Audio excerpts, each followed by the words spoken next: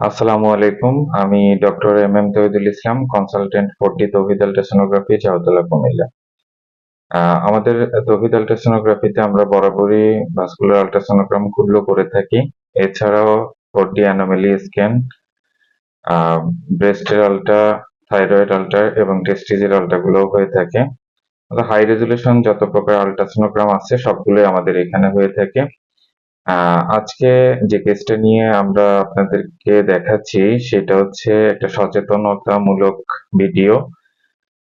এটা হচ্ছে আমরা কেন করতেছি, যে আপনারা যারা সিগারেট খান অনেকদিন ধরে, তারা সাধারণত রক্তনালীর রোগে ভোগার সম্ভাবনা বেশি আছে। তো আমাদের এই পেশেন্টটা, ওনার নাম হচ্ছে আব্দুল মালেক। উনি হচ্ছে শাহরাস্তি থেকে আসছে। ওনার নরমালি যে বিজনেস সেটা হচ্ছে পান তামাক, সিগারেট, এরকম একটা দোকান আছে। তো উনি মোটামুটি সিগারেট খায় 20 বছর ধরে। তো উনি আমাদের কাছে যে সমস্যাটা নিয়ে আসছেন সেটা হচ্ছে ওনার পা কিছু দূর হাঁটার পরে পায়ে প্রচন্ড ব্যথা অনুভব হয়। তখন উনি দাঁড়ায় থাকে। এরপরে যখন আবার ব্যথাটা কমে যায়, আবার হাঁটা শুরু করে, আবার ব্যথা ওঠে, আবার দাঁড়ায় যায়। আবার উনি যদি ওই টাইমে বসে যায় তাহলে আবার উঠতে অনেক কষ্ট হয়, নাকি? তো উনি মোটামুটি পান তামাক এবং সিগারেটই খায়। তো এখন থেকে বন্ধ করে দিচ্ছে। আর আশা করি উনি সুস্থ হয়ে যাবে। তবে আমরা যখন রক্তনালী আল্ট্রাসোনোগ্রাম করতে গেলাম তখন দেখলাম আমরা মোটামুটি পুরা পায়ের যে রক্তনালীগুলো আছে, একটা হচ্ছে আমরা বলি আর্টারিয়াল সিস্টেম, আরেকটা হচ্ছে ভেনাস সিস্টেম।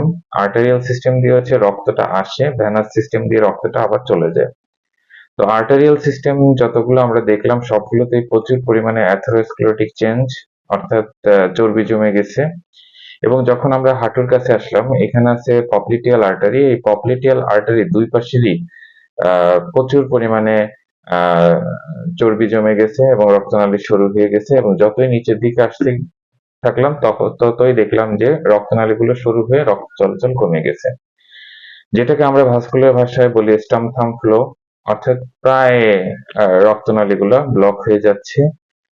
উনি যদি এখনো সিগারেট বা পান তামাক এটা কন্টিনিউ করে এবং চিকিৎসা না করে তাহলে একসময় ওনার রক্তনালী ব্লক হয়ে গিয়ে ওনার পা কেটে ফেলা লাগতে পারে।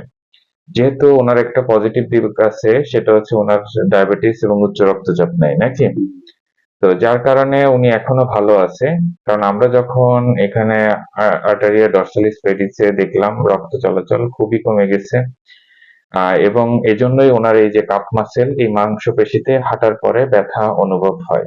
অনেক সময় অনেকের দেখা যায় যে শুয়ে থাকলেও এখানে ব্যথা অনুভব হতে পারে।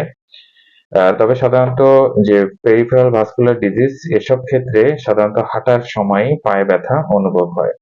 আর আরেকটা যেটা ওনাকে আমি জিজ্ঞেস করছিলাম যে ওনার এই যে পায়ের নখগুলো কতদিন পর পর কাটা লাগে। তো ওনার এই নখগুলো আসলে ওইভাবে বড় হয় না, যার কারণে 1 মাস পর যে বা 1.5 মাস পরে যে ওনার নখগুলো কাটতে হয়। এবং আমরা যে পাটা যখন টাচ করে দেখি, ঠিক আছে, সাধারণত আমরা দেখি হাতের উল্টা পাশ দিয়ে। এটা যখন আমরা টাচ করে দেখলাম তখন দেখলাম যে এই থেকে এই পর্যন্ত পা ঠান্ডা হয়ে আছে। এটা আরো বেশি ঠান্ডা হয়ে আছে, এবং এখানে যদি আমরা লক্ষ্য করি তাহলে দেখা যাবে যে পায়ের পশমগুলো পড়ে গেছে। এটা রক্ত চলাচল নাই, ঠিক আছে? এবং কালারটা আস্তে আস্তে চেঞ্জ হয়ে যাচ্ছে, ঠিক আছে? বিশেষ করে যদি ভেনাস সিস্টেমের সমস্যা থাকে তাহলে সেক্ষেত্রে এইসব জায়গার স্কিনের কালার চেঞ্জ হয়ে যাবে, কালো কালো হয়ে যাবে, মনে হবে যে স্কিন ডিজিজ। সেক্ষেত্রে বুঝতে হবে যে ওই যে ভেরিকোজ ভেইন বা ভেনাস ইনসাফিসিয়েন্সির কারণে এই সমস্যাগুলো হচ্ছে। তবে ওনার যদি এখন সিগারেট খাওয়া বন্ধ করে দেয় এবং পান তামাক বন্ধ করে দেয় এবং ডাক্তারের পরামর্শ নেয়, নিয়মিত ওষুধ খেয়ে যায়, তাহলে আল্লাহর রহমতে ভালো হয়ে যাবে। আর তা না হলে ওনার হয়তোবা পাটা ভবিষ্যতে গিয়ে কেটে ফেলতে হতে পারে। ধন্যবাদ সবাইকে। আহ অবশ্যই সিগারেট এবং পান তামাককে অ্যাভয়েড করতে হবে সবার। ধন্যবাদ।